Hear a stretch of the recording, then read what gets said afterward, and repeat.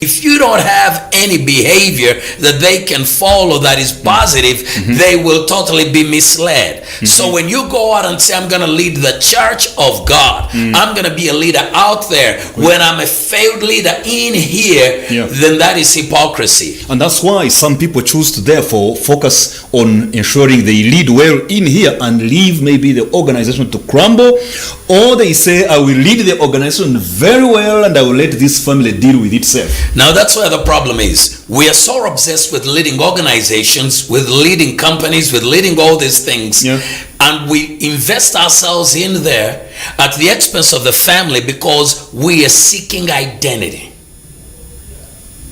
We believe my validation is going to come out of the achievement. For example, if you're a pastor, a bishop, and you show up, everybody's like, oh yeah, oh yeah. They say, my Lord, my Lord. My Lord, my Lord.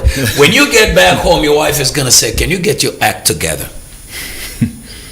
And you're thinking, she don't know who I am.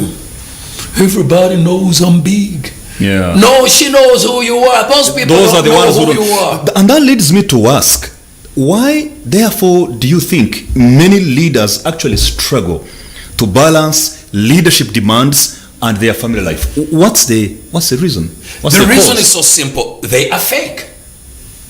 Are you sure every leader is failing to balance because they are fake? Yes. Or maybe those are just a few of them? No. Those who fail to balance. Yes. Let me tell you between how, their leadership demands and their family life. Let me tell you how balance comes. Yes. Or what they call balance. This is what happens. Better actually integration than balance. Anyway. Thank you. This is what happens when first things first, okay? If I'm going to put on my pants, yes, I got to put on my underwear first. I don't put on my pants and then I bring my underwear. Yes. You see? Order, okay? God says, if anything is going to happen, leadership is going to begin with you. At home. At home.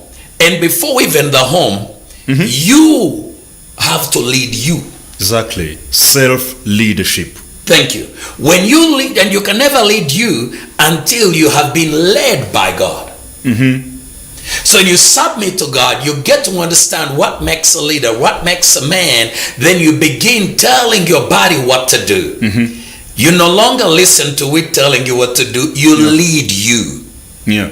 And when you begin leading you, by the time you're marrying, now you are developing the character to lead others. Okay, so you're not looking for identity. You're not looking for love out there. You're not looking for acceptance. You're secure in who you are. You're secure in who you are.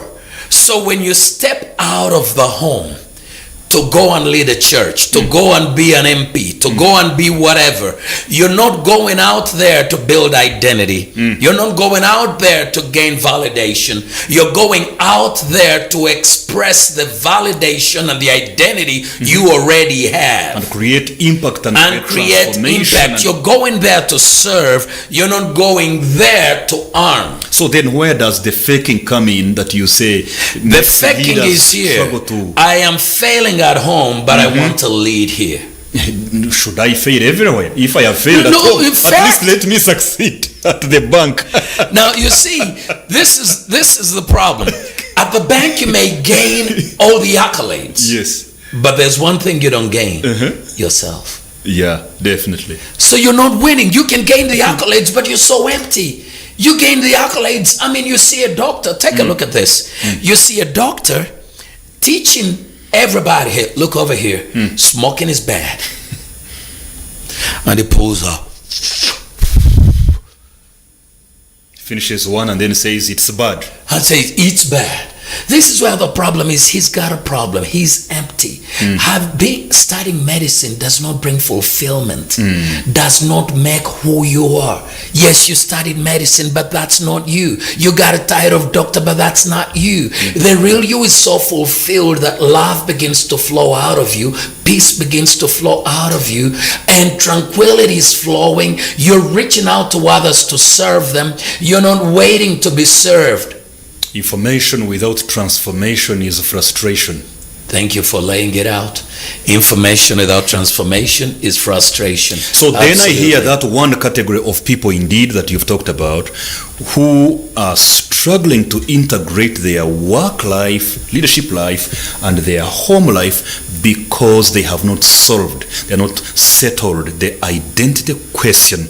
Now they go out there to fake it. That's one group. Yes. I want to believe there could be another group that is out there not faking it. They even know who they are within themselves, but they still have this struggle concerning leadership demands and family life. What could be the issue? Is it failure for self-management? Is it not managing their time well?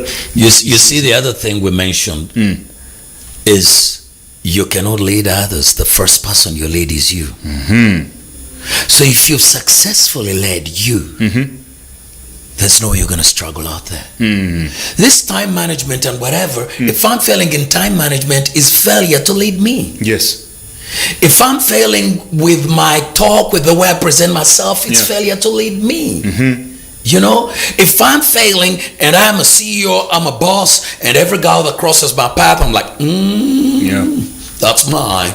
That's mine. I get this entitlement thing and I begin abusing all these people. I mean, you'll see it all around here. Of course. You abuse all the girls and you believe I'm the boss. No, it's because you're so empty. You're nothing.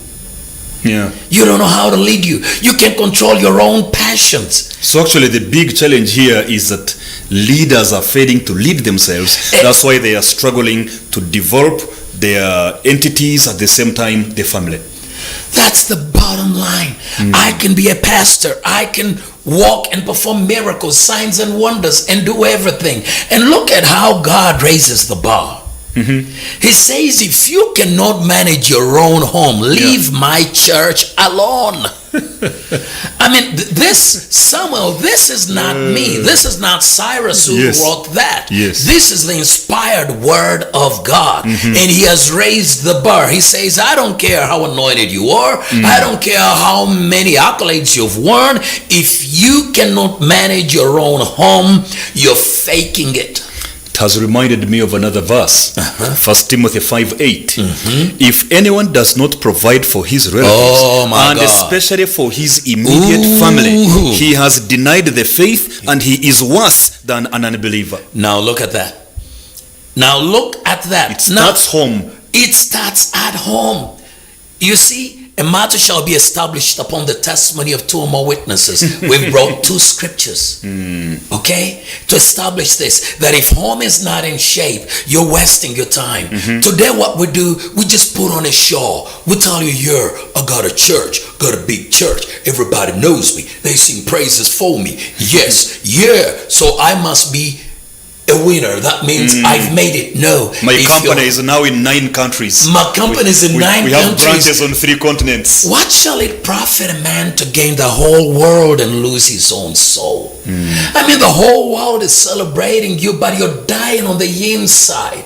Your own children don't understand you. Your own wife doesn't understand you. And guess what? She hangs on to the kids and hangs on to any type of money you may drop. Because this is what we do. When I succeed so much in business, then I begin bringing money to her. And I say, you see? You be with the money. What do you want from me? You be with the money. I am so scared to be vulnerable to her. So I bribe her to keep quiet. I bribe her. I say, I'll give you the money. I'll buy you a car. I'll buy you a car. I'll buy you a house, everything, all in your names. But just leave me alone. I can give you presents, but I can't present myself to you. And therefore, I will only give you presents without my presence. Now this is Christmas. Oh, they're going to spend presents. But he's so scared. He's a coward. He can't open up to this woman and say, baby, this is me. They're scared. So spends time in business, in the church, praying for everybody but can't pray for his own wife. Counsels everybody, is vulnerable to everybody but can't to his wife. That's the hypocrisy we have. So what do? When I'm failing at home, I do so much outside.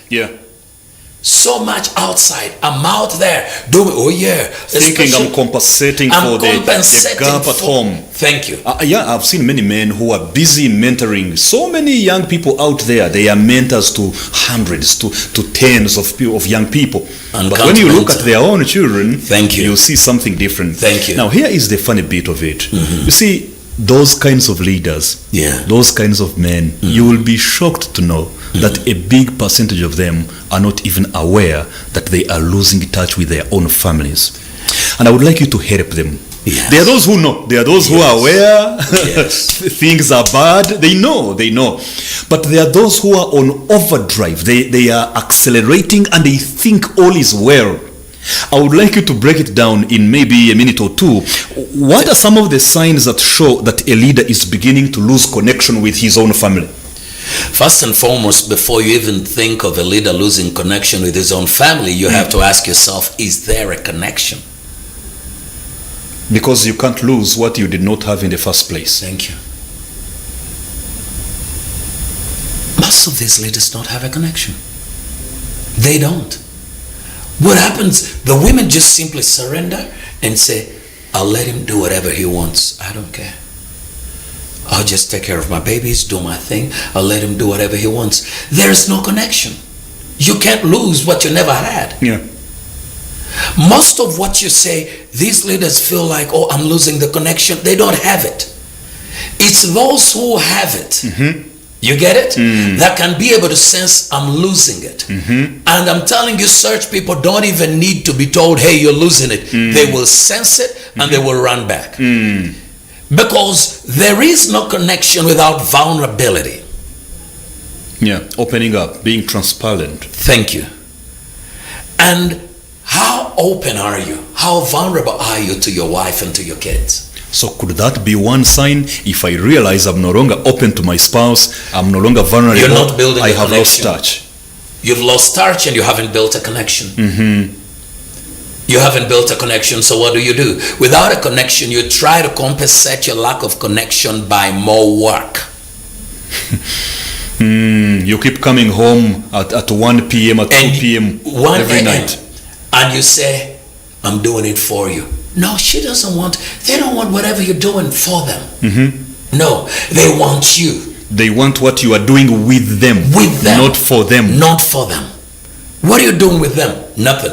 Oh, I just bought you a car. I just took you to the best university. I'm crying for you. I'm sweating for you. No. And this is where God is also.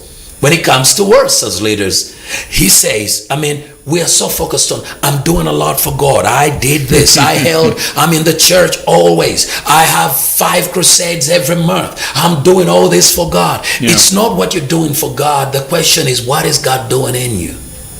So it's not about the work of God, it's about the God of the work. The God of the work. That is it. Some of us, because we are empty, we tend to step out and say, I will do this for God and I'll get his attention and then I will be accepted by God because I did this for him. Look at the elder brother. The story of the prodigal son, Luke 15. The older brother, the younger brother just messed up and walked away. The older brother was in, and when he saw the father welcome the lost son, he got mad. And he said, I have been toiling for you, working for you all these years, yet you've never given me even a small goat, just a kid to... You see, we're doing things and we get frustrated. The more work, the more frustration, but we are seeking for attention. I'm telling you, you can be a business owner, a preacher and everything, but you're crying out for attention. This older brother, he was working hard for his father, but his father wasn't looking for him, somebody to work for him because he had a lot of servants. His father just needed somebody who would know him. Who would connect? Son, can you connect with me? Can you connect with me? Now, to many of us, I know I've talked to many people, but one time I was talking to some children, a child from a very wealthy family in this country. How old? Actually, this was somebody is a child because a child remains a child in the house forever. That's why I asked. Yeah, but this person was about this person by then was about 26 years. Okay. And I said, why don't you click with your father? I notice all of your children. What's wrong? Why don't you connect with your parent? And say, you see, daddy has never been there for us. He thinks we are only mindful of his wealth. We don't want his wealth. He's been a workaholic all his life. You try to sit down with him, there's nothing. Then he gives you some holiday, but that's not it. You can't connect with him. When I looked at the father, this was an empty man. He worked so hard to try to gain identity. And so the kids are sacrificed. The wife is sacrificed. Now the wife has bent towards the kids and they formed their own group. Now the father says, oh, they've deserted me. They've abandoned me. Have you heard of men crying and saying, you see, man, the woman will always take the kids from you? No. Yeah, even some certain woman called me recently telling me the same story. That the husband is now accusing her. No, their husbands fail to take responsibility and to build connection. This is what happens when the kids and wife is so vulnerable. Their husband is focused on making money. Doesn't know how to balance. Why is he so focused on making money? He believes that if I have money that I'm somebody. He's trying to gain identity. That's where the problem is. He's trying to gain validation. That's why he thinks, as for the woman, that's sex and kids, that's all. She's nothing. I need to know who I am. And because when you get around the circles of other people who don't know who they are, they use things to define who they are. So they say, well, I drive a Porsche. Or what do you drive? I drive a BMW. Are you a man? I built my plaza recently. I built my plaza recently. Then these are boys talking about their toys. I hear you. Now, I see we have about 14 minutes to the end of this conversation. Man. I now want us to switch gear and help those men and women out there that are now really open and willing to do things differently.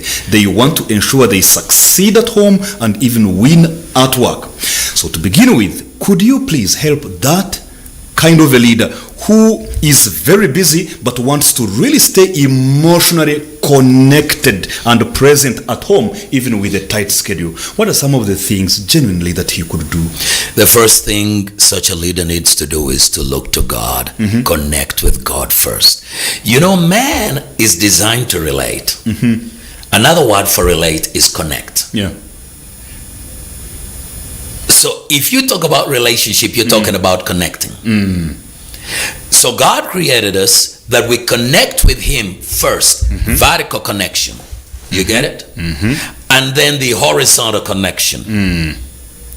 Vertical and horizontal. This system of connection displays the cross.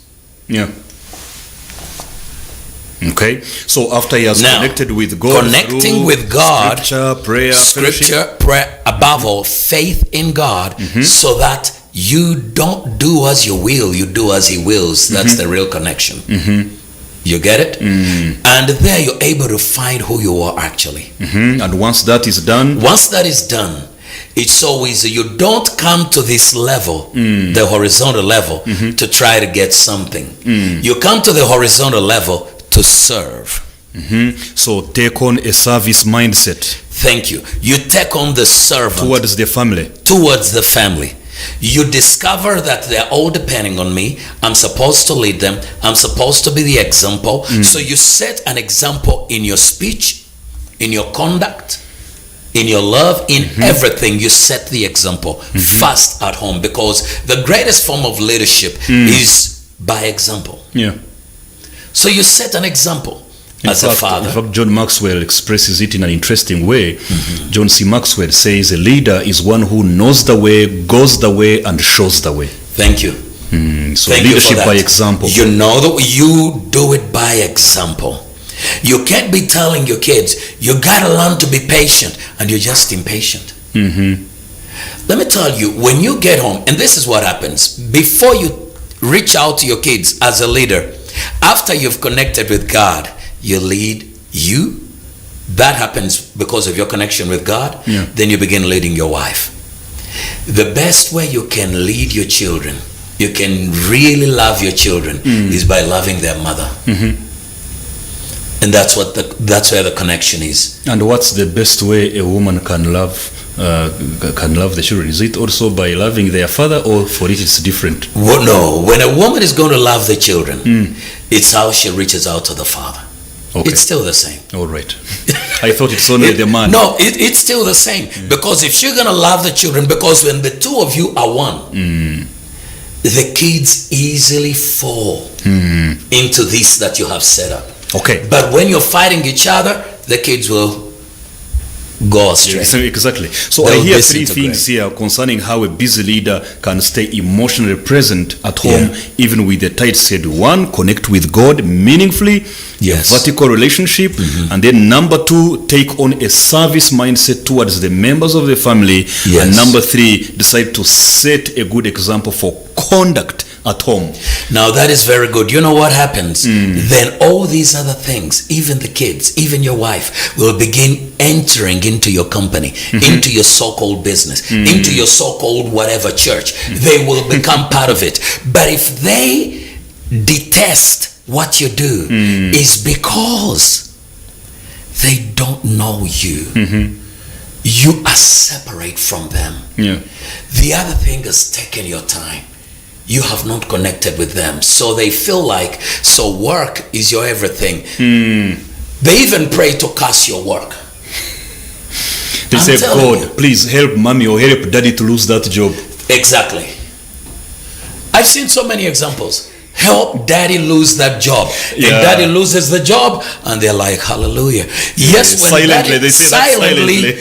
And yet when daddy loses the job, he doesn't know. He becomes a total monster in the house. Yeah. He's been a baby all these Of years. course, He's of never course. grown up. He was trying to get his identity from the job. Yeah. And when he loses the job, he doesn't know who he is anymore. Let me tell you, I remember a friend of mine, a lady, whispering to me saying, I thank God that my husband was not made a bishop. This is in an environment where, you get names and then a certain council seats and then they choose a Yes. bishop of a certain place. Yes. This lady said, I thank God that my husband wasn't chosen. Now, take a look at that, son. I mean, if you're the husband, this is the problem. I told you truth is polarizing. Okay? Yeah. This is what happens. Some people will be inspired, others will be triggered. Expired. Expired. Now, here you have a man whose wife is saying, I thank God Yes. he was not made a bishop. There is no connection at home. And This is just a show. to give it context, the whole point here was that this man was already a pastor. Yeah. And so because of how he was not available to his family at all as a pastor, the wife was on tenterhooks when she heard that the husband was being considered. Nominated. Yes. So when he wasn't made a bishop, she said, oh, thank God, because I think now it was going to be more problematic. Now you see, this is so sad, Sam. This is very sad. I mean, imagine your wife celebrating that you didn't get a certain opportunity. Get a certain opportunity. Now, we've seen, and I saw you write about this recently. Yes. We've seen some people who have been married for 10 years, 20 years, 30 years, 40 years. Yes. And in the 42nd year, in the 43rd year, they divorce. Yes. After 40 something years. In just a minute, could there be some specific disciplines or maybe regular habits that we need to take on that can strengthen our marriages to live until death do us part? This is the reality. The Bible says that a 3-corded strand Cannot be easily broken. cannot be easily broken. This takes you to the bottom line, or to the bottom, rock bottom, Yes. the foundation. Vulnerability is what builds connection. Without vulnerability, there is no connection. This is the fourth time you're mentioning it on this program. I'm telling you, this is so serious. If anybody misses this, you can fast, pray, do all you want. Take your wife to Germany, Japan, Dubai. You're wasting your time. Vulnerability. Because when you open up to her and you teach her how to open up to you, and you become transparent one to another, guess what? You're building intimacy And trust. and trust. When you're building intimacy and trust, there's no dark area in this relationship. And because there's no dark area, so there's no opportunity for the enemy to use the dark area to take over the whole place. Oh, there are no unhealthy secrets. There are no secret bank accounts and separate pieces of land that are bought silently. Thank you. And so because there is illumination, there is no darkness, you're saying The there will be... fellowship becomes easy. Okay. The Bible says, walk in the light that you may have fellowship one with another. Yeah, Amos 3:3, how can two Walk together unless unless they they're agree? in agreement. This is the whole meaning. The bottom, the rock foundation, connection. You open up. I'll give you honestly speaking to you, my wife is a witness. I married her in 2004. And by then there was a TV that used to broadcast preachers and all this. And one time it was around 10 a.m. over there, somewhere around there, and I found her watching. Yes. And then I joined her and I said, do you see this preacher over here? Do you see the wife? They're not connected. And she said, Cyrus. I said, they're not connected. All I need is just look at them and tell it, the wife, this is a shore. There's no connection. That was 2004.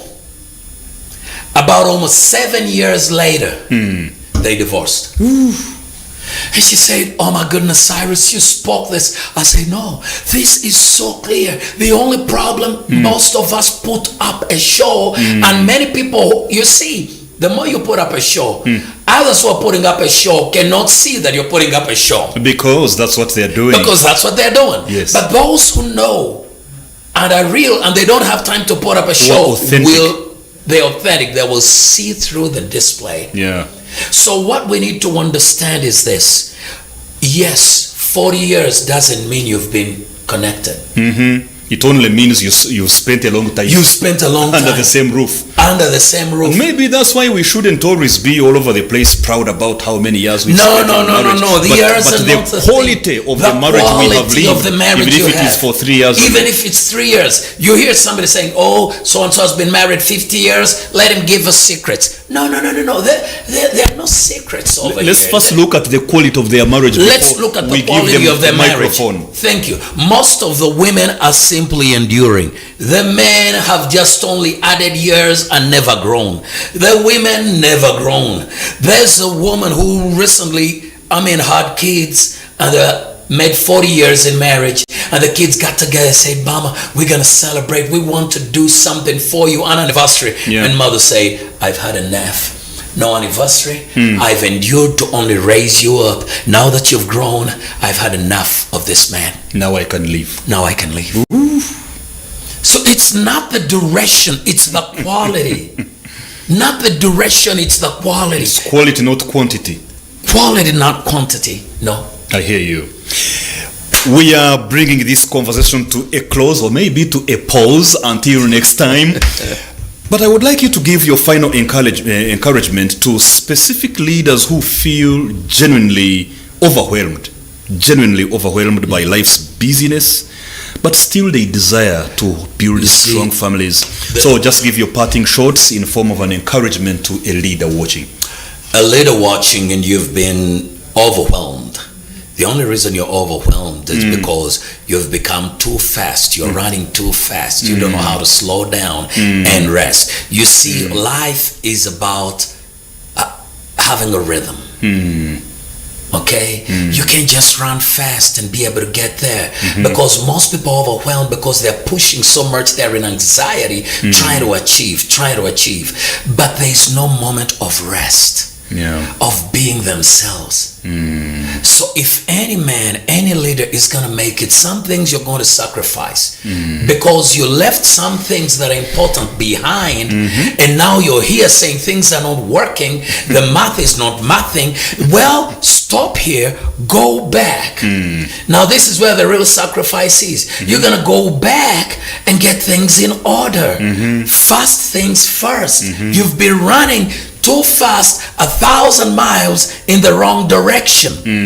That is why you say, I'm being honest. If you're being honest, but I'm being overwhelmed. No, the reality is you've gone 1,000 miles in the wrong direction, and having gone 1,000 miles in the wrong direction, the only way to rectify it is to go back 1,000 miles. You're having efficiency without effectiveness. Thank you. You're having activity without productivity. Wow. You are busy accomplishing nothing. Accomplishing nothing. Let me tell you, any accomplishment that you have, that you use to define yourself, will never give you true identity. Yeah. You are only you because of your maker, not because of what you make. If you use what you make to become somebody, you're seated, literally. You've built on sand. Yeah. But if I am who I am because of my maker, what he says of me, what he speaks of me, then I'm totally whole. I'm telling you, it doesn't matter what happens. My children will be there for me. My grandbabies will be there for me. We will have built a connection. Even when I'm 80 years of old, my sons will be coming in and saying, Dad, man, this deal, this is what is going on. I was checking the word of God and this is what I discovered. This is what I'm thinking. But today, a man is 80 years of age and his son can't even have a clear conversation with him. Why? There was no connection when these kids were vulnerable. Now you're vulnerable, you love the connection, and they can't have it with you. And they can't have it with you. Lead at home with the same passion you are leading outside home. These things we are talking about are more serious than we can ever imagine. We go out there, we become so busy, but at the end of the day, our families are waiting. Let me sober you up as we close this. If you fell down today and you died, God forbid, but you know it's possible. You know it's possible. Mm-hmm. At your workplace, by tomorrow morning, there will be somebody in the acting capacity. Acting director, acting CEO.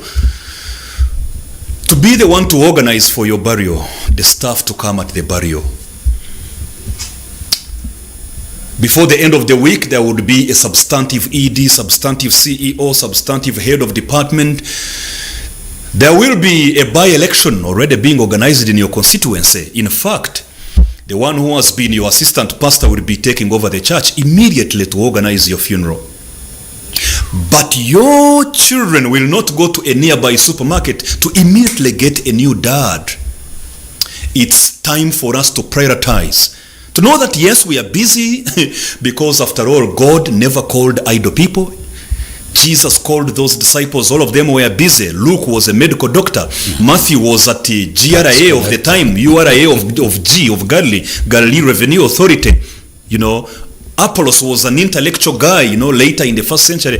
Paul was busy, tent maker, and so on and so forth. God, yes, he does not call the idle people. He calls the busy because they already have the art, the capacity to do things quickly. But he wants us to begin where the beginning is, and that is at home.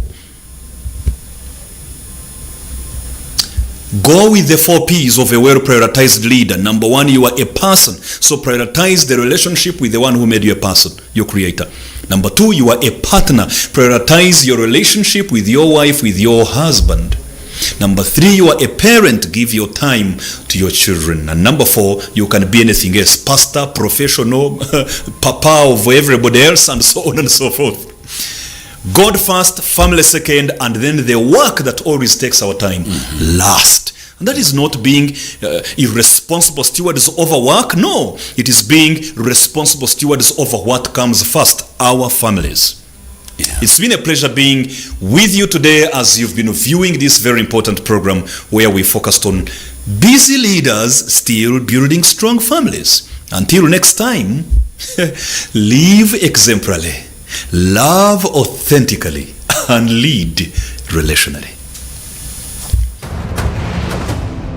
Just one wife. That you need the leadership skills of a general. Yes. To lead an army of one woman. So we have to take a lot of pain, a lot of effort to teach children how to get along with one another.